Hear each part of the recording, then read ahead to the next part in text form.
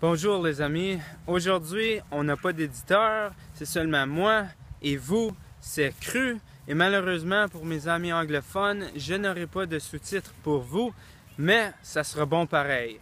Donc débutons. Épisode 9, la vague orange. À la dernière élection, quelque chose d'incroyable est arrivé et ceci est arrivé au Québec. Le Québec, par une grosse majorité, a passé de 1 siège NPD à 58 sièges NPD. Sur un total de 75 sièges, de 1 à 58, incroyable. Ça a fait preuve que les Québécois ne sont pas bornés.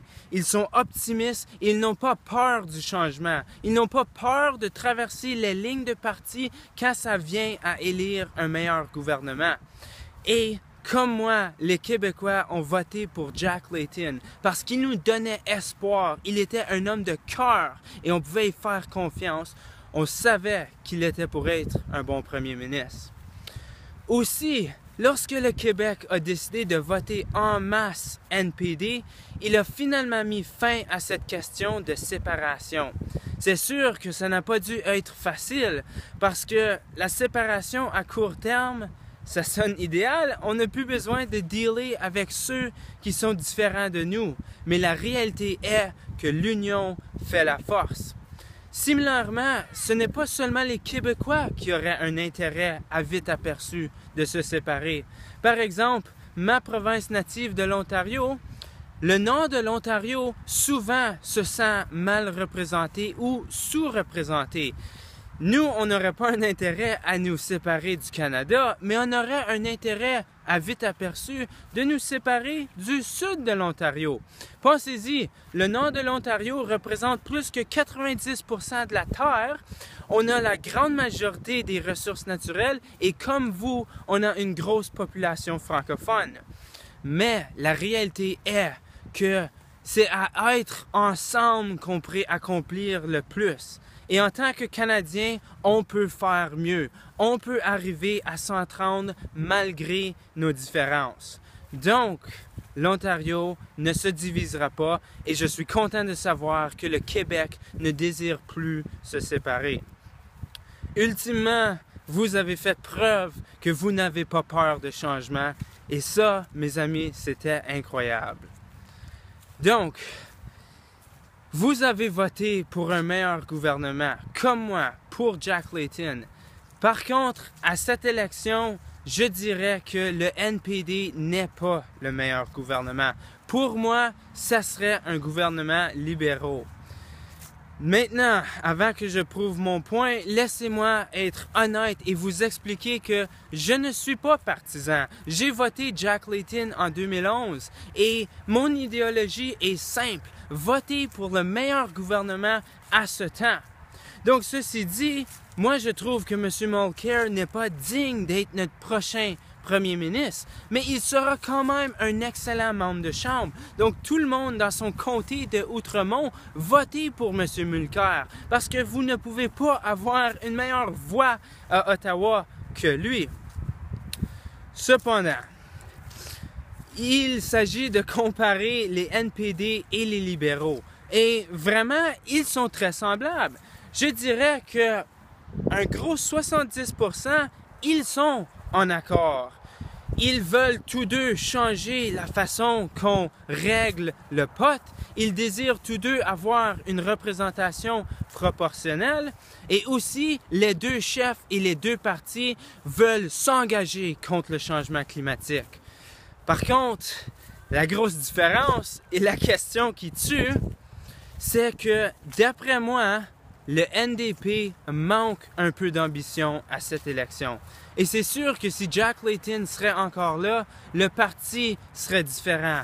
Mais malheureusement, il est décédé le jour de sa plus grande victoire. Donc, parlons du fait que, d'après moi, il manque d'ambition.